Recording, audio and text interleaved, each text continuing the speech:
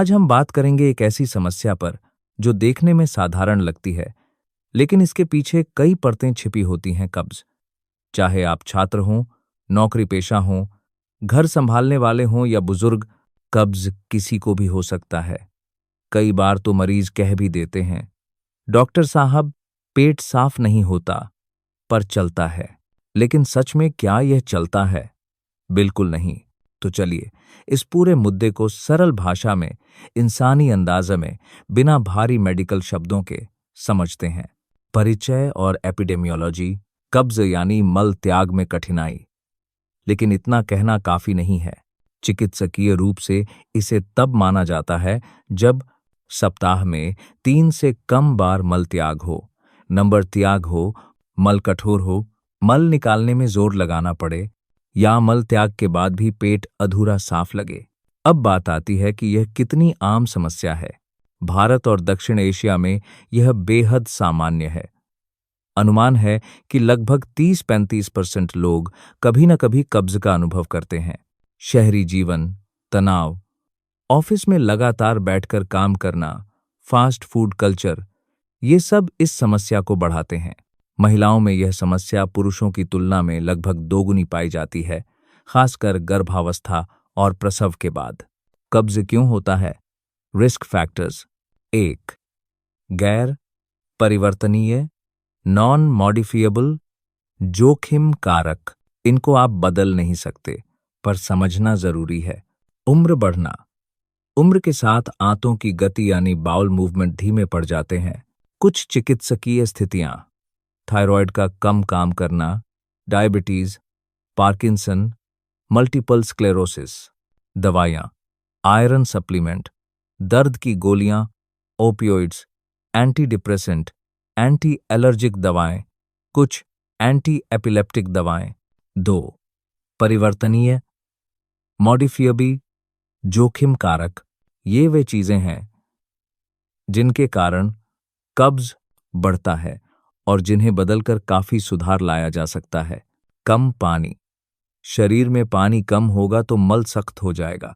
कम fibre वाला भोजन, दालें, फल, सब्जियां और अनाज की कमी कब्ज बढ़ाती है। शारीरिक गतिविधि की कमी। चलना फिरना कम होगा तो आंतों की गति कम हो जाती है।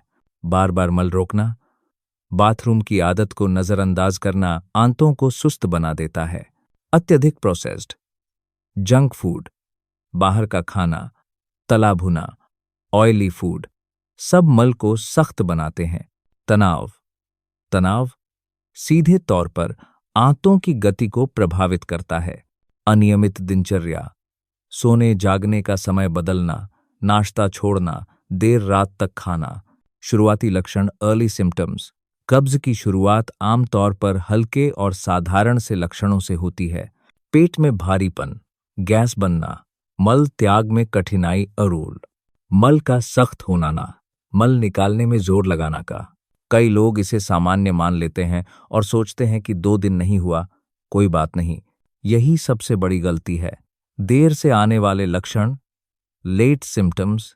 जब कब्ज लंबे समय तक बना रहता है तब लक्षण गंभीर हो सकते हैं। लगातार पेट दर्द, भूख कम लगना हो, मलत्याग के बाद भी पेट साफ न लगना, बार बार सिर दर्द, मुंह में कड़वाहट, चिड़चिड़ापन, थकान, कभी कभी उल्टी जैसा महसूस होना, आपका बहुत ज्यादा गैस, और कई बार यह पूरे शरीर की ऊर्जा पर असर डालता है जिससे व्यक्ति काम में ध्यान नहीं दे पाता। संभावित जटिलताएं, कॉम्प्लिकेशन। कई लोग पूछते हैं, डॉक्टर कब्ज से इतना क्या हो सकता है? उत्तर है बहुत कुछ। बवासीर, पीएलएस, लगातार जोर लगाने से नसें सूज जाती हैं। गुदा विदर, अनाल फिशर, कठोर मल निकलने से दरार बन सकती है। फीकल इंपैक्शन, मल इतना सख्त हो जाता है कि बाहर निकल ही नहीं पाता। रेक्टल ब्लीडिंग, बार बार घर्षण से खून आने लगता है। एब्डोमिनल ब्लोटिंग और दर्द, आंतों में सूजन, क्वालिटी ऑफ लाइफ खराब होना, नींद, मूड, भूख सब प्रभावित होता है। इसलिए कब्ज को हल्के में न लें।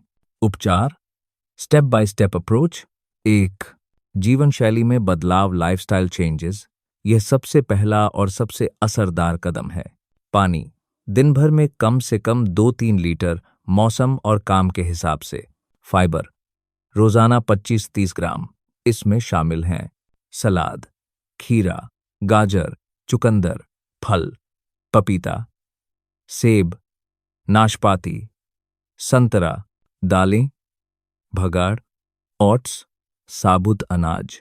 नियमित मल त्याग का समय। कोशिश करें कि हर दिन सुबह एक निश्चित समय पर टॉयलेट जाएं। सक्रिय रहें। रोज 25-30 मिनट चलना भी आंतों की गति में सुधार लाता है। प्रोसेस्ड फूड कम करें। पैकेट वाले स्नैक्स, बर्गर, पिज्जा, तला भुना, दूध और डेयरी कुछ लोगों में कब्ज बढ़ा सकते हैं। ऐसे में विकल्प आजमाएं, जैसे छाछ या दही। तनाव कम करना, योग, ध्यान या सिर्फ 10 मिनट की गहरी सांसें। 2.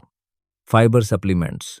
अगर आहार से पर्याप्त फाइबर न मिले तो इसबगोल, साइलियम हस्क ये धीरे धीरे मल को मुलायम करके निकालने में मदद करते हैं। 3. लैक्सेटिव्स। डॉक्टर की सलाह से ऑस्मोटिक लैक्सेटिव्स, जो मल में पानी खींचकर उसे मुलायम करते हैं। स्टूल सॉफ्टनर्स, मल को सॉफ्ट बनाने में मदद करते हैं। स्टिमुलेंट लैक्सेटिव्स, ये आंतों की गति को बढ़ाते हैं पर लंबे समय तक लेना सही नहीं। 4. अंडरलाइंग डिजीज का इलाज। अगर कब्ज किसी अन्य बीमारी की वजह से है, जैसे हाइपोथायरॉयडिज्म, तो मूल कारण का इलाज जरूरी है। कब डॉक्टर से मिलना चाहिए?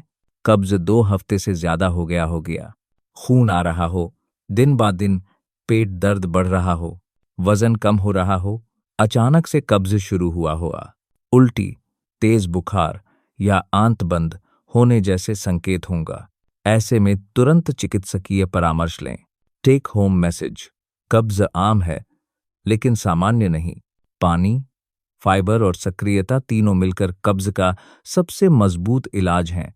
छोटी छोटी आदतें बदलकर आप अपनी आंतों की सेहत को लंबे समय तक स्वस्थ रख सकते हैं। समस्या बढ़े, खून आए या वजन घटे तो इसे हल्के में न लें। आपका शरीर एक सिस्टम है जिसकी आवाज सुनना जरूरी है। धन्यवाद इस एपिसोड को सुनने के लिए। मैं डॉ.